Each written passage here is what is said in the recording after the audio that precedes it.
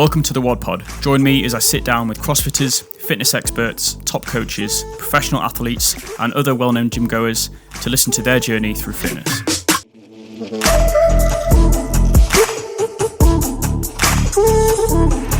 In episode 6, I jumped into the pod with coach and cardio machine Ollie Clarke. I discussed his thoughts on intensity versus volume when it comes to training, and also touched on mental health in the CrossFit industry. With Ollie once failing a long distance run, he's going again for a 60-mile ultra in memory of his uncle. It was great to hear about his plans for this challenge, and of course I've got him plenty of WOD fuel for his ultra preparations.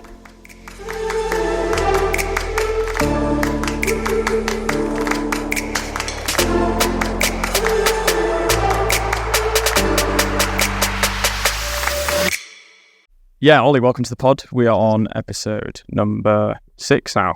Oh, nice. Thanks for jumping on. No worries. Obviously, I had Joe on as episode 1, and he mentioned you being the other brick by brick coach. Yep.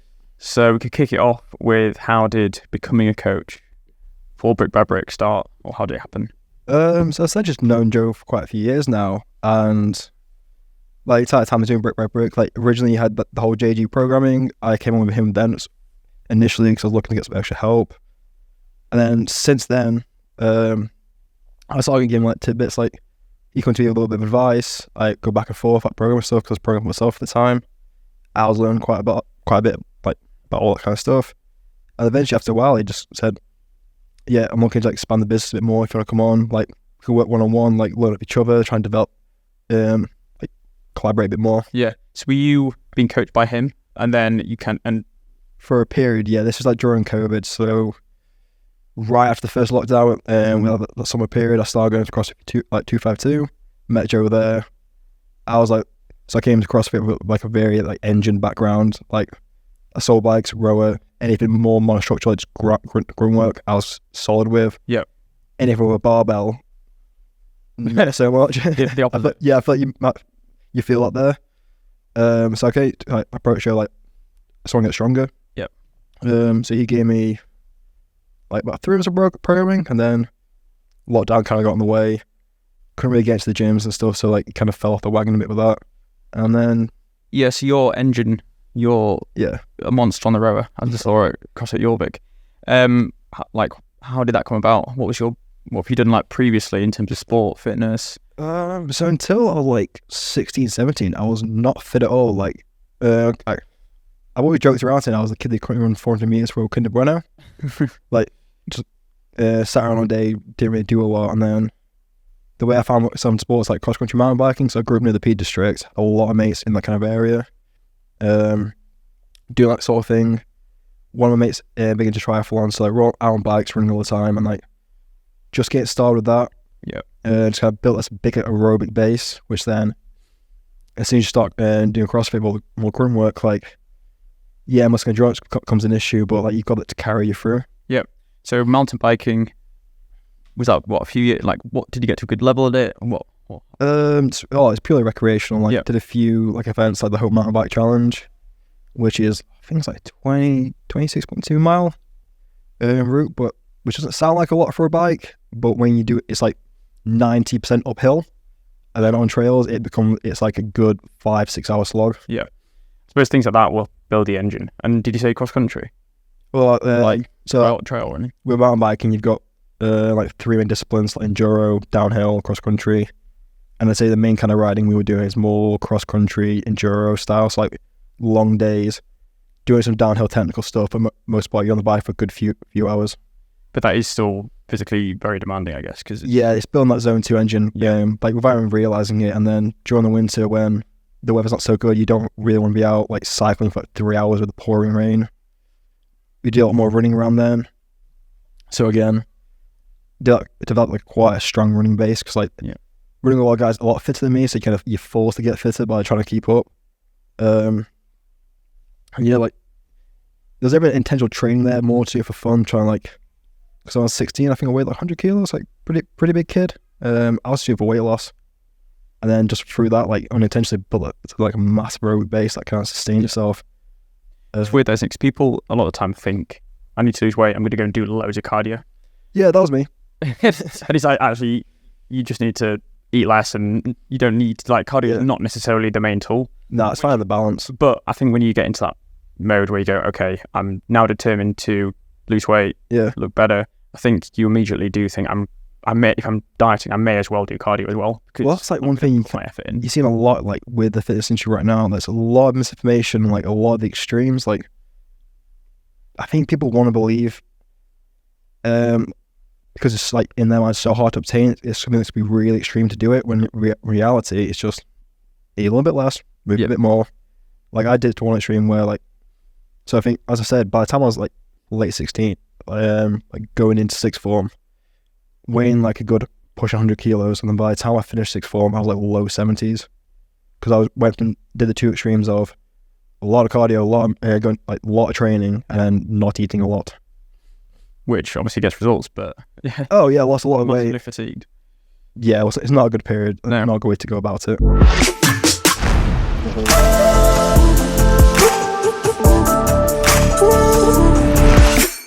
And then how did you discover CrossFit? Where did that come in? So I kind of alluded to earlier. I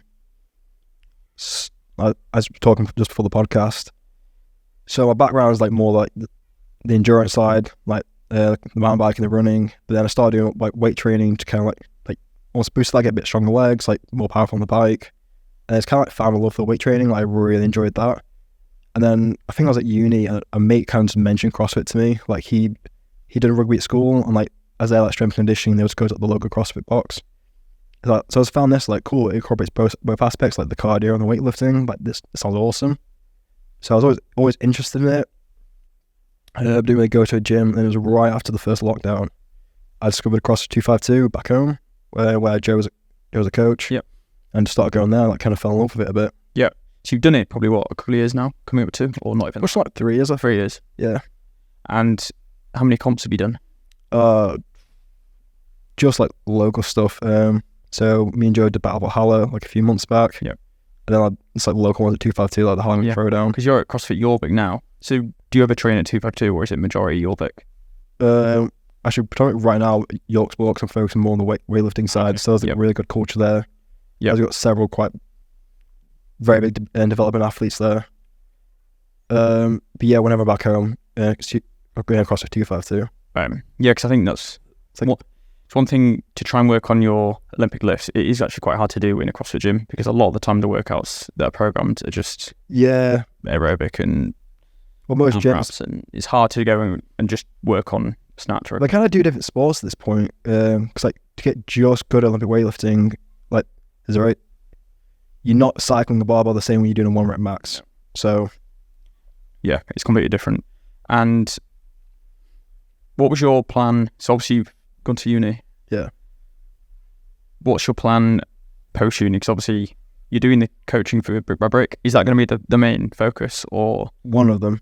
Yep. Trying to find some way, like trying to build that with Joe. Trying to find some way to make that like my career. That's kind of one thing I've taken away from my time at university. I've been there like 6 years now. That's a whole other story. I spent far too long there. I've kind of walked away from that, being like, I can easily spend the next 50 years of my life working, doing something that makes me miserable, or I can take a chance doing something that's never going to feel like work, because I just love it. Yep. So that's I don't know how that's going to pan out now, but like that's kind of what I'm pushing for. Like develop surroundings, and develop a life that's doing something you enjoy. Yeah, like I like working. I don't do well with idle hands, so I'll always be working on and pushing towards something. But like, I think if you're passionate about something, and you've got good drive, then if you're doing something that you actually enjoy, you're not going to fail. Do you know what I mean? It's very unlikely that you go into, say, the corporate world, and you end up doing a job that you don't really like. You can be good at it. Yeah. If you have the ability and you're doing something you're really passionate about, you can't, you're not going to fail that way. I know. So for now, you're coaching other bit, try and build that side of it. So as we were chatting about earlier, trying to bring brick by brick.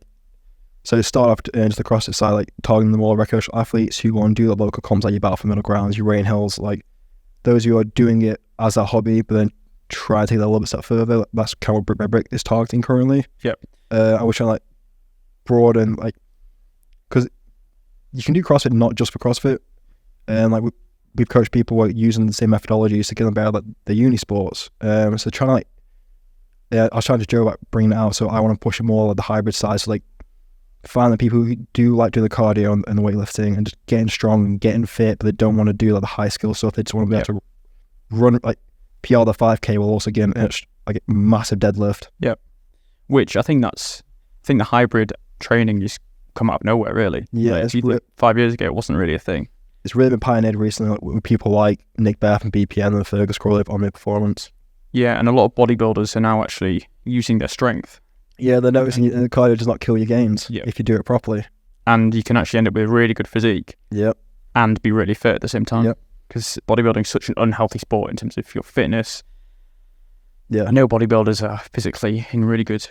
Well, at that point, you can ask them what's the definition of fitness. Because fitness really is like fit for purpose. So if your purpose is just to look really good on a stage and compare your abs to the guy next to you while you're dehydrated as hell, fair enough. Yeah, you're fit. Technically fitter than the next person, but yeah, but it's fit for life. That's a different ballgame, really. Yep.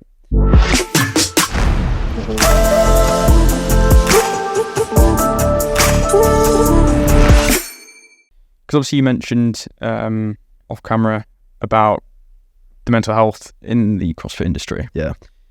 That's a very developing issue. I don't think a lot of people are really talking about right now. What are your thoughts on it then? As I just said, I think it's really developing. Like so even from my personal standpoint, I kind of said, like, I got into sport as a way of, almost like a coping mechanism. At the time, struggling really bad with anxiety, like really retiring with depression. And I kind of like, I found the sport as like, when you're pushing really hard like a Metcon, like you're not really thinking about like, and you get those like endorphins afterwards, you feel really good for a moment. It's like, it's a really good coping mechanism, that distraction from it all. Then I found the sports side, and there's people like Matt Fraser who, like, he's talking about, like, he's a drug addict when he was like 12 years old or something. Like, that guy's been through a lot, and then he's been really dark times when he broke his back. And like, you look at this, you start to idolize these people who've been through like at the worst point. Looking like you compare yourself to them, think, okay, if they can get back from this and like, achieve all that, it's like, oh, I can do the same. And but as I was saying to you, it kind of goes both ways. And like, you see, okay, they're at the same point as me, but then if I want to be successful, I have to get to the same point as them. And then, so I feel like a lot of people come to the sport thinking, okay, I can sort out what I'm dealing with this sport, but then the only way they feel like they could be happy or like be successful is by achieving the really high level. And it seems so many other sports like football, how many kids are trying to be the next big thing of football, but only like one in however many can really do it. So what happens to the rest of them? Yeah. And I think that same thing is developing CrossFit. Like, only 40 people go to the games. How many people would want to try? And one thing I've noticed from WOD Powders and just reaching out to loads of athletes online, there are thousands in the UK of like, they're good athletes. Yeah. But they train like they are going to the CrossFit Games. Yeah, they make it the full-time life and the full-time purpose. 100%. Realistically, like, if you look at the UK scene, they've got Reggie. Like, he's the one really knocking on the door, but then you've got all these thousands and thousands of athletes putting the same graph, the same like commitment in their lives. Like, they are sacrificing other things in pursuit of this, not really appreciating the detriment that could come from that. See, I think it's great that people are willing to dedicate their whole life to CrossFit. Yeah. I'm just surprised at the number of, I want to say, low-level athletes. Yeah. As in, they're not at the games, they're at the quarterfinal level. Yeah. But they're still fully dedicated and training like a games athlete. I feel like it develops a lot of like personal skills. Like, these are hard-working kids. Like, even if they don't make it, like, developing that kind of attitude and that approach to anything, like seeing Matt Fraser again, he has the quote of like, how do one thing, so I do everything. If you develop this kind of like attitude to how you work, it'll take you far in anything. 100%. But at the same time, because there are such a large number of people doing it, the competition's massive. So when all these athletes do train to get to the games and don't make it because they're against another 4,000 people, that's where you see the mental health issues, because you go in, I've dedicated the last 4 years to get to the semi-finals and I've not made it. Yeah, but that was that's the issue I had. Like I did, so I've probably been doing it about good pushing 3 years now. Like still working hard, doing double day training, like making it my sole purpose. Like really, really pushing. And like you see all this stuff on Instagram. Like I definitely made a lot of mistakes. I didn't prioritize what I should have prioritized properly. But like you see all this stuff on Instagram, you keep pushing. Oh, it's like the idea, like just keep working harder. Like work smarter, harder. But like you're sacrificing so much, and looking back, I just came so burnt out of it. You became so hyper focused. Yeah, I think it's the goal setting as well. You know, if your goal is to get to the CrossFit Games, yeah, you're probably not going to make it because of the number of other people who also have that goal. So make your goal something more realistic. That's a positive, so that you can tick it off and get that feeling of success. Because if you don't get that feeling of success for a while, that's where you can find yourself questioning why you're doing it. So that's where I started to struggle, because I made my goal, and like the only way I could see success in what I was doing was like, unless I make it to semi-finals or the games, like this the whole time has been a waste. Yep. So when you start having that attitude stuff, and you can't appreciate the little wins, like, oh, I've just PR'd my snatch, or like got it faster, I got it fitter, like, oh, but it doesn't matter because I'm not at the games yet. Every day is a loss. Yep. And then once you start piling up and up and up and up, you're not happy, but then you pour all this time into some things, you thought, well, if I give up now, then all that time's worthless. Yep. So I need to keep pushing and pushing and pushing, but then at what point does it end? Which is why a lot of the times the goal shouldn't be get to the games. No. It should just be improve at the sport and set yourself goals you know you can achieve that are very realistic. I think it's going the same way with the Olympics, where people commit 4 years to a sport, and then, like, is there a phrase like the wave gold or something, where they finally achieve the gold medal, it's everything they worked towards for 4 years, and then it's like they had this high and then suddenly drop, like, because of what's next. Even if you make it there, will it be worthwhile? And that's the thing. I do think that on the flip side, because CrossFit has so many, so I found from training in CrossFit, there are so many wins. So there's a lot more opportunities that aren't being taken advantage of. When I was doing men's physique, fit, bodybuilding, the only goal was to win a show or get 4% body fat or whatever it was. But that goal only appeared at the end of a prep, which is 18 weeks. Yeah. So that means for the whole of that time, even the year, because I'm training off season, then into a full prep, which was pretty horrific anyway. But the whole time, you're not. I can't imagine that's fun. It's not. Yeah. The whole time, there's no wins. It's just another day trying to get closer to one goal. It's another loss, and you might even get that win at the end. So compare that to CrossFit. You've got this thing on a pedestal that's so far out of reach, and like, it's a good to have that mentality, striving towards it, but it's also accept the fact that I think too many people go into it thinking, assume it's going to be a given. Like, because all the mantras and all the propaganda get puts out there, if I just keep working harder, I will definitely get to, like, I'm entitled to this. Like, no one's entitled to it. You can earn it for sure. So I think the take home from this is then to be making your goals in CrossFit much more realistic than a lot of athletes do. Yeah. Because I think you do see a lot of athletes that genuinely believe they will get to the games, but that shouldn't be the focus. Yeah. But it's accepting the small ones as well. Like, as we talked about, me and Joe did Battle of Valhalla, which like just a small in-house comp. But we went into that just thinking, like, we're just going to compete for each other, have a fun time, and then we ended up taking the podium, and it was such a great day. And like, that's the idea that all wins feel the same. To me in that moment, that was like my games. Like, which is doing a pairs comp with one of my best mates, and like just having an amazing day of it. Like, that felt like an incredible win. Which is why you see a lot of athletes who don't do that many comps. No. And they just set on the big comp at the end. Yeah. Get out there and do all the small comps, all the scaled comps you can do whilst you're a scaled athlete, because don't wait till you're RX and you've missed out on all those scaled podiums you could have had. Yeah. That's what a lot of athletes don't do, which... That's what I did wrong as well, because I said it was 3 years, because I knew in my mind I need to get stronger while also maintaining and developing the skills. I thought, okay, if I do years of base building, that's the way I do it. So I did all these years and years and years of trying to build up and doing it wrong in a sense, because I was trying to do too much at once. And then you get to the end, you've had no fun along the way, you've had no wins, and then you're looking back like, was it time even worth it? Yep.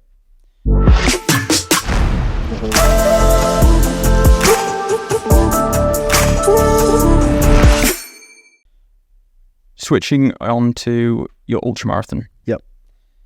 What's is it your Have you ever done a marathon or ultra before? Yep. So, what's about 18 months ago, I did a 60-kilometer ultra marathon from November. So, are you aware of November? Where the idea being you do 60k over the course of the month. So, the year prior to that one, a mate of mine set a bet who could complete the first, and another mate was like, "Do you reckon you could do it all in one day?" I was like, "I'll give it a shot." No prep, no training. I was just doing. This is probably around the time I just started working with Joe, and so I was just doing weight training. Like self-out just kept coming in, so like training was sporadic. So the 1st of November, I just woke up, went out running, got like 30 kilometers in, and everything just went tight and seized up. I've never experienced pain like that. That was a very miserable experience, and then suffered through like another 10k just to finish the marathon, so I could walk away from it being like, okay, at least there's something that day. And then I walked away from that thinking like, I still want to do that. So come the next year, goal was to do it again, actually finish it this time. So I actually did some prep, trained into it, and then around 60k in about 5 hours 46 minutes. Wow, yeah, that's good going.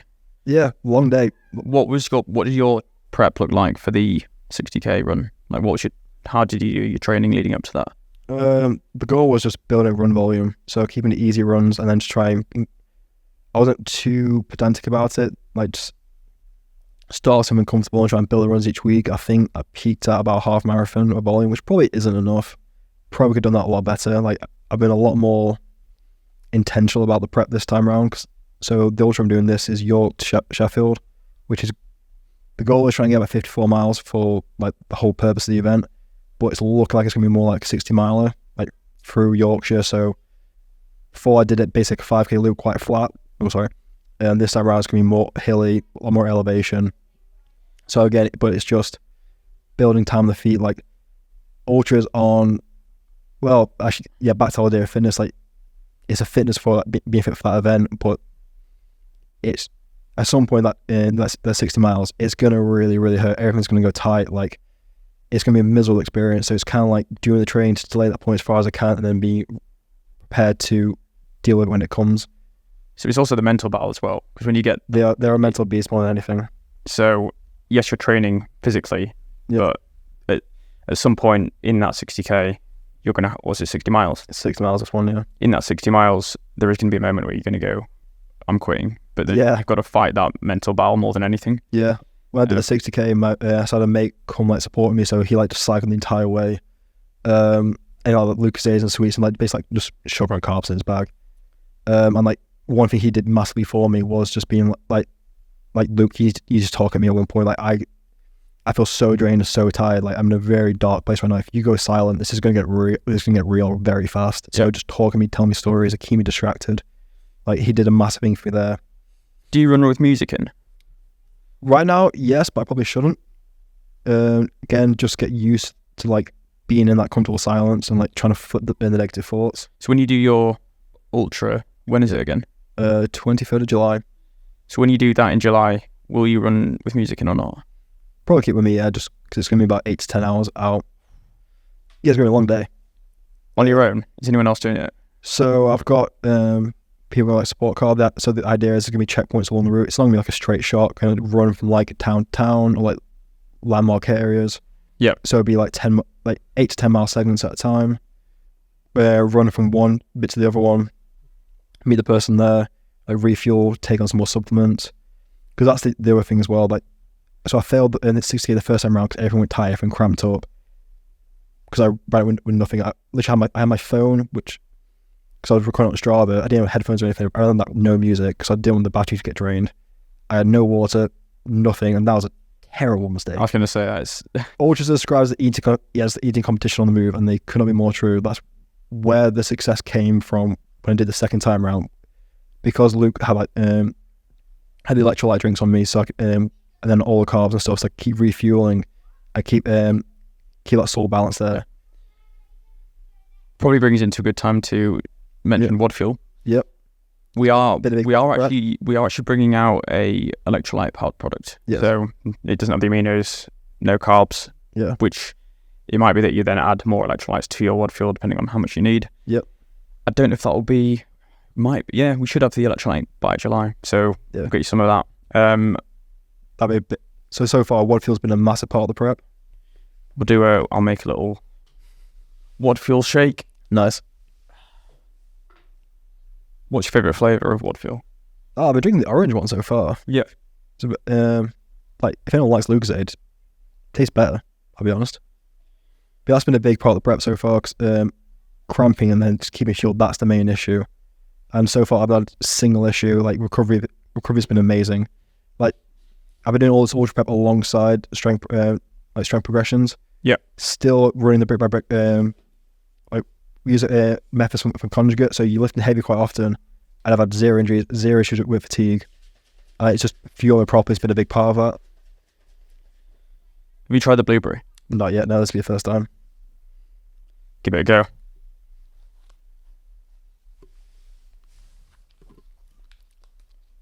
It's really nice, actually, yeah.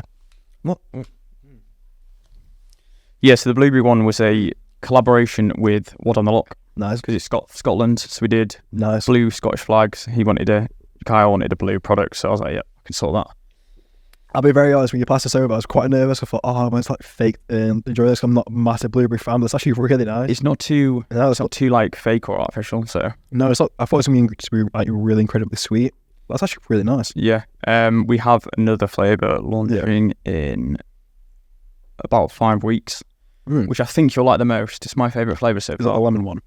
Nope, it's not to be revealed yet. Okay. But I'll tell you after the podcast. Okay, that'll be fun. Yeah, so you mentioned the marathon of the ultra was doing it for your uncle, on behalf of your uncle? Yeah, so sadly my uncle passed away a few months ago. So the run is actually from York, where I'm currently living, down to Bramall Lane Stadium, so Shepherd United's football grounds.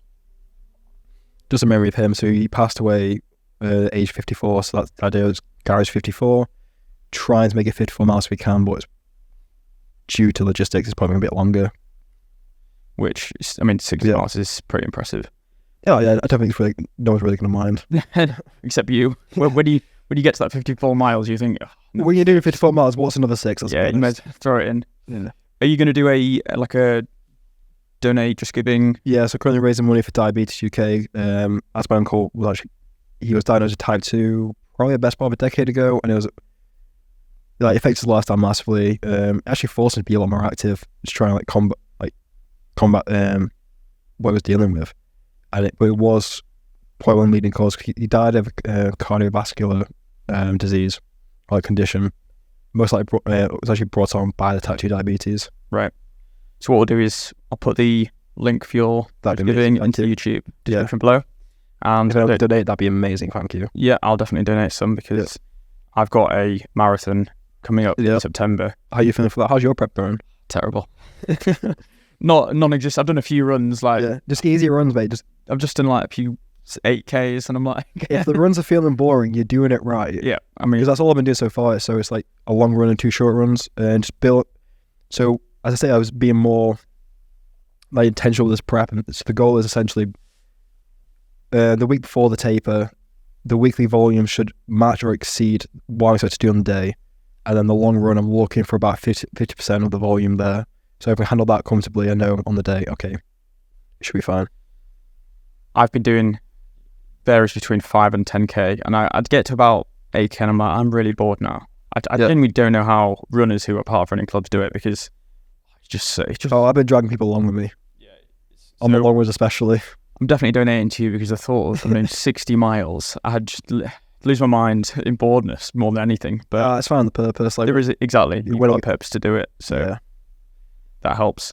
And also because it's a straight shot one, I need to get there. Like, if I don't get there, I'm not going home. Are you going to do it in the Sheffield United football shirt? That's the plan, yeah. Nice. I might get a bit sweaty there. I might put it on towards the end. Yeah. I've got some Brick by Brick Run Club merch dropped, so I might run in that, like, a bit more fit for purpose, and then put the jersey on for the last bit, because no one wants to smell that by the time I run in. True. And it'll be quite an epic moment running into the football stadium wearing the shirt, so. Yeah. Now, looking forward to seeing that.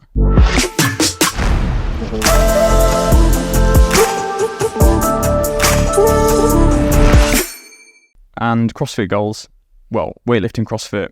What are your goals for the next couple of years? Are you planning to do more comps or weightlifting comps? So CrossFit's taking a bit of the back burner right now. Like, as I said, the last few years, it's still something interesting doing it down the line. Like, I had so much fun about Valhalla. Like, if anyone's interested in doing that comp, I really recommend it. They put on a great day. I mean, Joe had a great time. So I want to do more stuff like that, like just doing the odd comp here and there, like doing more of the local stuff, like the grassroots, more side of the sport. I think there is another Battle Valhalla in June or July. Yeah, it's coming in a few weeks. It's the mixed sex pairs. So I think WOD FUEL aren't there for that one. I think Pete said there's another one later in the year. Yeah, I think he's doing like 3 this year. They do quite a few, yeah. But so that's kind of the reason why the ultras are really good, because it's giving me the time to then take the intensity away from trying to keep up that fitness, because that's where I went wrong essentially. I was trying to get stronger while also maintaining my engine, develop all these skills, and like I've kind of stripped it back, and all I'm doing now is just getting stronger, then doing these easy runs to build running my legs. Yeah, because you mentioned intensity. Yeah. Versus. So this is one thing I'm kind of enjoying about the ultra prep. Like, so far it's been a nice little fuck you to the interference effect. Like, it's kind of proving that isn't really what people think it is. There's a big misnomer of that, where like, you see it CrossFit all the time, like people who don't understand the sport, don't really follow it, go, oh, they do too much, they do too much. Like, yes and no. Like, I don't think volume's an issue. Like, so my training currently looks like about 4 strength sessions a week, where I'm going, so it's following a principle of conjugate, so it's like 2 max effort days, 2 dynamic effort days. You're going heavy, so like going with like a 1 to 2 to 3 RM a week. So you're always training heavy, doing all this running volume. So like my running volume this week is looking about 2 7-mile runs for short runs, and then push about 3 hours on my long run, and like no issues, still getting stronger. So because the intensity is not there on the longer runs, like it's more about fatigue management throughout the week. So it's finding a good balance. So like there's 2 simple principles I take with it. Is in my lower body days are following a rest day, and then my long run is going into a rest day. And so far I found by doing that, it manages fatigue perfectly. So like that nothing's not affecting anything else, and I'm still making the adaptations. As long as I'm fueling properly, like using stuff like WOD FUEL. Yep. Are you still getting stronger? Yep, hitting PRs every week. It's been great. So yeah, I think you nailed it. I need to kind of maybe discuss with you after this how to sort my training, because I'm trying to do marathon training, trying to get stronger. Probably not getting the balance right. Like, volume is as much as you can fit in throughout the week, really, and like get solid sessions out of it. Yeah, you can take volume way too far. Like, if you're doing way too much, and like your dogleg going into training, that's when a volume probably becomes an issue. But also then, if you're doing 100, if you're trying to train for 3 things, doing each one 100%, you're not going to get everything back. No, because I remember Dan Tai, he was with Red Pill training, and he at one stage was doing 4 to 5 workouts a day every day. Jesus Christ! And he did question the amount of volume. He said, "This seems like an awful lot." There's a time and place for it.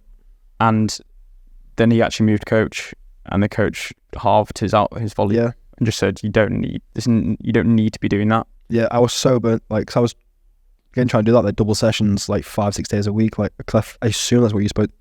In my mind, I was like, that's what I need to be doing. I need to be, because like 4 or 5 strength sessions, then several like either CrossFit or structural gymnastics sets. So there's so much to train for. I was trying to fit all of it into 1 week, and you're doing so much that you just spread yourself so thin. You're not actually making gains anywhere. I think that's it. I think it's just being more intentional and bring the intensity where you need it. Like, I've got a great background in aerobics. I don't need to do a lot to bring up and maintain it. It's for me, like, I don't need to get fitter. I just basically condition my legs to take some volumes. That's all I'm doing right now, so I can bring the intensity on the strength side and actually make a lot more progress. Yep. So CrossFit's on the back burner. Yep. Focus on the ultra. Yep. I've got more ideas in the plan for like this hybrid, like so also most hybrid athletes, as you see right now, like TikTok and everything, they're more like bodybuilders doing marathons, or like maybe powerlifters.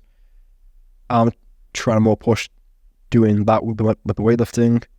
Try to do powerlifting, like it's fun. I'll do love a good bench press, but then the lip lifts are fun. Yeah, like you have so much. There's something more rewarding to hit PR with them, I feel like, and there's so much progress to be made. Like, you can have a win just by getting a little technical cue better. So trying to like find a way to manage that, because not a lot of people seem to be doing it, because I feel it's quite niche. I think it'd be quite interesting to see someone doing ultras, but also lifting some serious weights, Yeah. I think that'd be. There is a very long-term goal alongside that, which I might mention to you off podcast. See if you think it's something to pursue, but that's years down the line. Cool. Yeah. Listen, I'll look forward to hearing that one.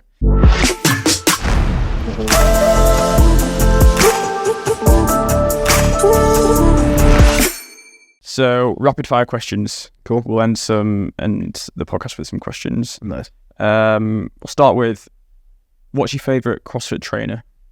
Trainer shoe. Metcon, Rads, Nanos? Oh, I've heard great things about the Rads. Never tried them though. My favourite I've used recently is actually the Nano X3s. They're the last pair I got. I really did like them. And favourite gymnastics movement in CrossFit? If you had to do it in, say, in a comp. I don't like any of them. I'm not a gymnastics person. That's why I thought that. That's why I picked the question. I would love to say like ring muscle ups or anything, but then You can't do them. I was getting there, and then took a back burner. Team ice bath or team sauna? Oh, Team Sauna. Favourite CrossFit brand, excluding WOD powders, obviously. Could be anything. Anything. Oh. I mean, look at the t-shirts. I would say no rep right now. Yeah, they're pretty good. They've got a really good one called, which you'll probably like. It's like cookies and cream. I saw you. I wanted that. Yeah, it's cool. I saw you sharing. I thought, where can I buy that shirt? Yep. No Rep UK. I'll drop the link below. If you're in a final of a CrossFit competition, Yep. What movement or skill would you want in there? Running. Just running. Running an ultra.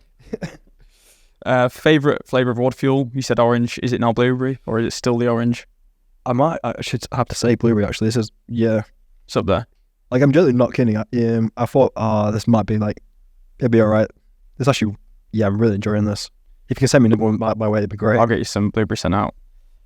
What's your go-to hype song for your max lift? You're going for a 1 rep max. What do you put on? Oh, it changes all the time. It can be anywhere. I'm partial to anything I bring with the Horizon. Like, Nice. is it Post-Humans? Like, I wrote that entire album. Okay, That'll get you there. Jamie, can you put Like play Kingslayer 10 seconds? 10 seconds of that song.